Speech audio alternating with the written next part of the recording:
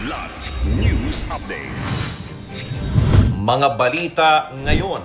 Abu Sayyaf member na wanted sa murder, arestado sa Basilan. BOC nakasabat ng 13.2 million pesos na smuggled na carrots sa Port of Manila. Mananga River Graft Case versus ex-Cebu Governor Garcia ibinasura ng Ombudsman.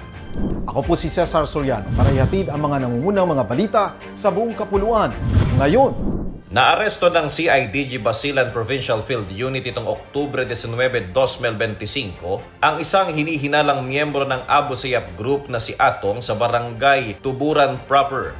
Si Atong ay wanted sa kasong murder matapos umano nitong barilin ng isang lalaki sa Zamboanga City noong 2016. Na-recover sa operasyon ng isang M16 rifle, 2 magazine, 33 na bala at isang bandolier. Isinampa na laban sa sospek ang kasong illegal possession of firearms and ammunition bukod sa nauna ng warrant para sa murder. Patuloy ang investigasyon ng mga otoridad kaugnay ng iba pang posibleng kaso laban sa kanya.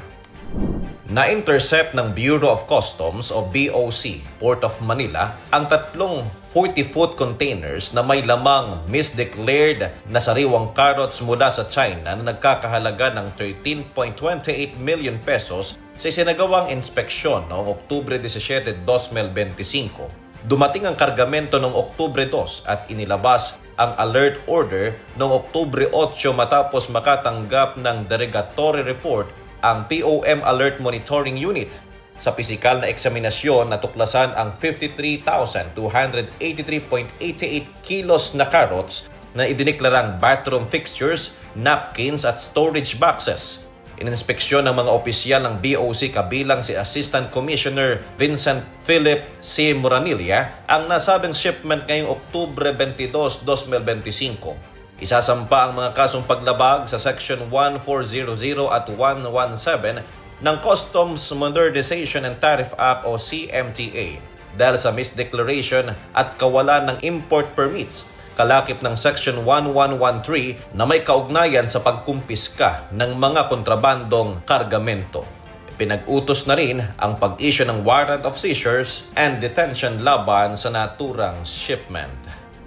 Ibinasura ng Office of the Ombudsman ang kasong graft laban kay dating Cebu Governor Gwendolyn Garcia at Shalom Construction Incorporated General Manager Anthony James Lim Chising dahil sa kawalan ng probable cause. Batay sa desisyong inilabas noong Agosto 29, walang malinaw na ebidensya na nagpapatunay ng katiwalian o sadyang paglabag sa batas. Ang kaso ay may kaugnayan sa pag-aproba ni Garcia ng special permit para sa delisting ng Mananga River sa Talisay City kahit wala pang Environmental Compliance Certificate o SCC mula sa DENR.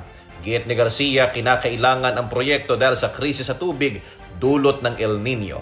Itong taon lang nang mapatunayang administratively liable si Garcia at pinatawan ng multang katumbas ng 6 na buwan na sahod dahil sa simple misconduct. Para sa Kidlat News Channel, ito si JP Adaw, nag-uulat.